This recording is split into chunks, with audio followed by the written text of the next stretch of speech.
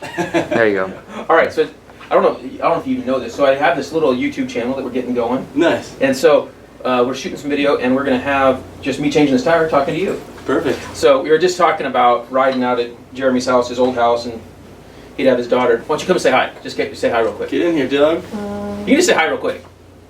I'll stand right here. So, you can hide out behind that. So she would ride on Jeremy's lap on like a 450. What bike are you riding? Yeah, that's probably around my Yamaha 450. Yeah, that's what I thought. Yeah. So he'd be riding this track and going faster pretty much than I was, with her on his lap, doing this moto on these outdoor tracks in the wintertime. All you had to do is teach him to lean the right way. Whatever way I lean, you lean, and we'll make the corner good. Very cool. All right. And so what was your name again? Katrina. Katrina. All right. So she's learned from a young age to ride dirt bikes. Yes. All right. So now we're going to figure out, first of all, we're changing a tire. Jeremy's not doing as much freestyle anymore. He just likes to go moto. He's getting to be like me. A little bit more fun. So we're going to he's got an old tire on here, and we're going to put on a Dunlop MX 3S, the new tire for his 450. What bike are these, Cowies? Yep. Cowie 450. So we're gonna put this on right now. We're gonna take this off while we're talking. So I was thinking about how long ago did you come here the first time with Metzger? You came over here and I met you then. I was probably 14. I was 15. 15. Yeah. So I'm 35 now. Oh. I'll be 35 in September in like 2 months. So that makes both of us pretty old. Yeah. Me a lot older than him, but he's been 20 years almost. He's been coming over here almost 20 years. Yeah. 2 months will be 20 years. 20 years. So the first time you came over here, Mike Metzger brought you over and introduced him and said, "Hey, this guy's doing some freestyle and it's pretty good and all this, right?" And got him some pistons. You might have even been riding like a 125. I was riding Yamaha YZ125. 125. Yep. Not the best bike for freestyle, right? No, not at all. But I only weighed like 100 pounds until I was like 22, so it was like the perfect bike for me. So now we flipped the tire over. We got off the bead on both sides. Is this how you change them? Yeah, this is how I change them. I let you do it. Okay. So we got our tire off here. We're gonna start right here and take it off the bead just like so. So you haven't been doing as many freestyles. So tell everybody what you got going on. What you're doing now. More just riding, just doing video stuff. I moto more than I do anything, but wintertime I film a lot, and that's what I've been trying to do the most is just film because I figured that's what my sponsors like the most is just content. Okay. And when I'm not riding, I am in a race truck now. Race truck. Tell us about that real quick. This season's been going okay. We're starting off with a brand new truck, so there's been a lot of trial and error getting the truck figured out, and we finally got it figured out. In the last round down in Mexico, I was running fourth pretty much the whole race and made a mistake with 2 laps to go and finished fifth on the first day, and then the second day qualified fifth, spun out on the first lap by myself, went the dead last, worked my way back into sixth, got spun out, worked my way back into sixth with 2 laps to go and ended up sixth. So pretty consistent weekend for me, going 5 6. Cool. And who's your big sponsors or whatever to help you go truck racing? MAV TV is like our title this year. Stronghold Motorsports. Who else? UFD, Hostility. So it's been going good this year. I'm pumped on the program. I got some Hostility at times. Oh yeah, I do too. So we got our new tire on here. Check everything out. Put a little bit of air in so it's firm. Now we're going to install this. Here, scoot a little closer so everybody can hear you a little better. Okay, so now tell us about what you think of, not necessarily X Games, because I know it's a TV show and it's a bit hokey, okay? But the level of tricks that some of those dudes are doing, like at X Fighters and X Games, and we got a Nitro Circus is doing a contest in a few weeks. Tell us what you think of those tricks that these guys are doing. I would say nowadays with freestyle, like you have to be willing to go out there and break your neck if you want to actually hang in the podium position, because the tricks those guys are doing now are so gnarly.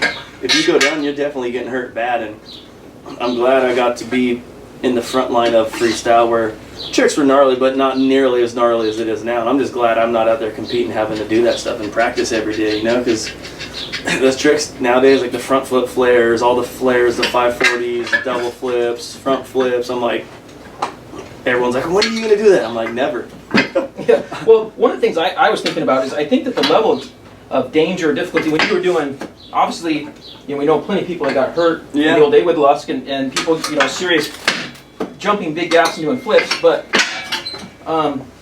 the flare and the quarter pipe stuff is slower, so when you are going to get hurt and knock yourself out a lot. But I don't know if the level of danger, as far as serious danger, I think is the as bad. risk factor was still there when I was competing a lot. I had a couple friends die from riding freestyle and doing stuff like that. But at the same time, it's just a whole different era of tricks now. Like, you got people that are riding foam pits every single day, and that's something I never really did because I never enjoyed the foam pit.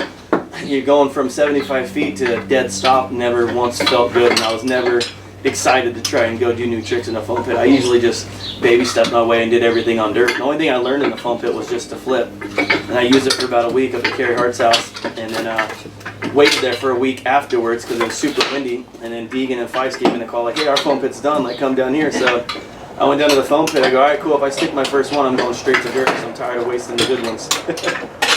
The foam pit thing's got to be a drag because it seems like it takes so long. You do a trick, and you got to get it out and all that, and it can hurt landing in there. You can still get hurt a bit. Yeah, the foam pit's a pain in the butt, especially in the summertime, like when you're trying to learn stuff, getting ready for X Games, and a lot of people have been hurt. Like, not that long ago, one of our buddies, Cloud, over in Japan, died in a foam pit. Mm-hmm. Just from the, I know Metzger's foam pit got burnt down before, just from static electricity, from walking around in it, and the foam pit, everyone thinks like, oh, it's so safe. It's like, no, you can get just as hurt in a foam pit. Like, Matt Rebreau broke his femur in there. I know people that broke their arms in there, had the bike land on them, and have their foot peg go through their leg and stuff like that.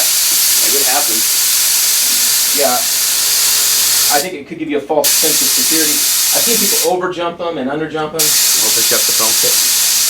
And I've seen a lot of people too, like, jump in the pit and they get so used to jumping off of their bike in the foam pit, when they're not sticking it perfect, they jump off their bike on dirt, and I think it just gives you the wrong, idea of, whenever I did anything in foam pit, I stayed on every time, because I'm like, if that's going to happen to you on dirt, you need to figure out a way to get right out of it as clean as you can, Yeah, it seems like the moto community doesn't have as much interest or freestyle as it used to. No, not at all. And there's just not that many contests. Before, back then, there were so many contests back in the day. Now there's X Games or X Fighters, that's it.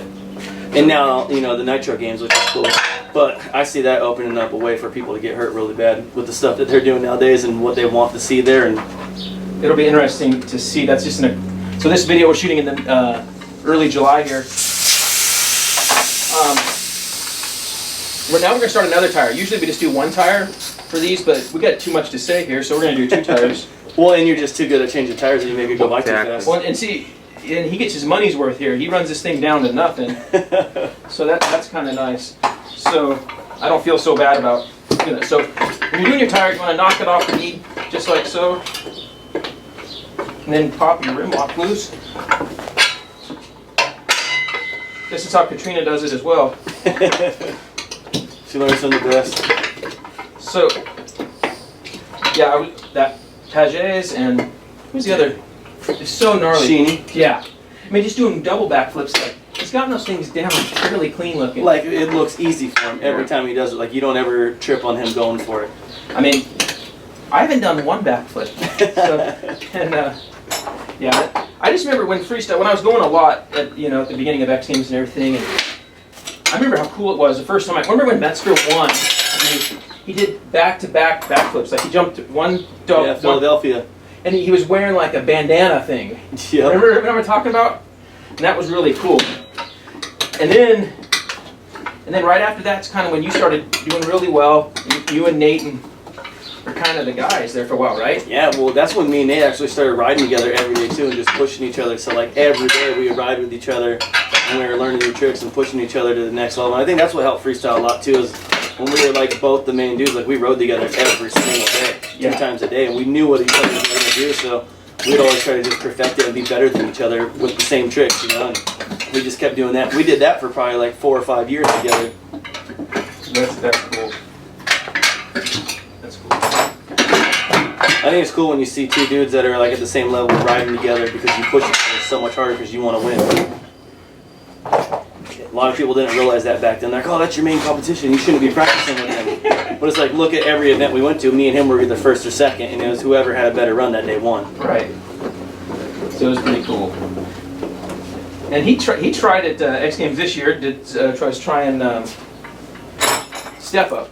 Yep. and I think he did best whip as well. I would love to ride step up, but there's no way my ankles can handle that thing anymore. I can't believe that McNeil won the thing on a 2-stroke. Me neither. It was like Tommy Clower's deal. Like, Yeah. Why is he 250? And I just couldn't believe that he did. That he really pulled it off, and that. From watching him the whole time, he had the best technique the whole time there out of everyone there. He made it look so much easier. Rayner didn't seem comfortable. No, I guess the lip was giving him problems all day, but McNeil went there and just adapted to it right away and just stuck it. He just said he didn't care. Yeah, I was pumped to see him go out there and win. That was cool. Yeah, Bryce stopped by before that. He was really obviously hopeful. Bryce Hudson doesn't. He hasn't made too much yet, and so we were joking around that he needs to knock Renner off, and he didn't do too awesome either. I think they didn't let him work on the face. That was part of the deal. And, oh, really? Yeah. What they said. So it's crazy.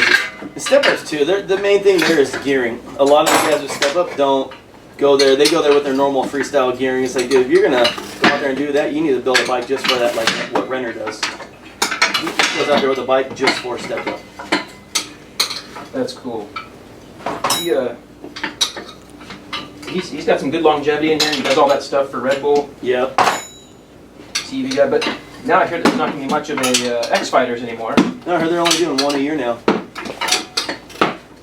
So what else is going on then that you can? For me wise, I just do videos. Like my sponsors always care about content, so I'm actually filming a new movie right now, the same one that I put out a couple years ago, and then just doing video edits all the time. And I just with X Games, seeing where it was going cost wise, and them always getting rained out or winded out. That's why I hit them up about doing a video series called Real Moto, and they ended up doing it like 2 years later after I talked to them about it. So it's good. I got a silver medal last year, and then we just turned in our videos a week ago for this year's. Okay. We've been talking about me getting a neck tattoo for a while, and I haven't done it yet. What do you think? What should I start with?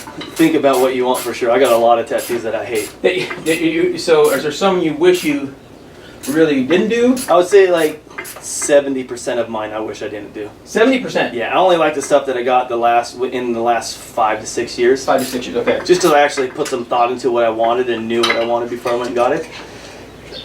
Before I was always like, oh, give me this, give me that. Now I'm just like, I wish I didn't have half my tattoos. So, kids, you heard it here first. So you should wait till you're 30? At least. Okay, wait till you're 30, and then you'll have a better idea of what you want. Well, nowadays when I think about a tattoo that I want, I'll wait a couple months and go back to it like, do I still want it? And I'm like, yeah, I still want it. And then I'll wait even a little bit longer, and I'm like, yeah, I think about it now. Before I would just like get a wild hair and just be like, oh, let's go to the tattoo shop right now. Now, how many tattoos does Katrina have? 0. Okay, and then what's the plan there? None. Katrina's like going, she's saying done. She knows, she hears it from me. If my kids do ever want to get tattooed, I'm going to make them wait years before they do it so they know exactly what they want, and I'll take them to someone good to get it. Because when I first started out, I was just going to random people. Now that I know, it's like, okay, there's this dude's for black and gray, this guy's for color, okay. You know what I mean? You pay for what you get. Okay. And a lot of them I don't pay for. Are not good. Not good. We'll edit that out. So, a lot of them, and so yeah, so if you're getting a free one or just trading out with a guy who wanted to hang out with, it ain't worth it. It ain't worth it, okay. So, listen to that, boys and girls. Wait till your mid-20s or 30s there. Be smart about it. And because you don't want to have to edit any of them later, right? No, like, I'm going to get my arms all lasered off.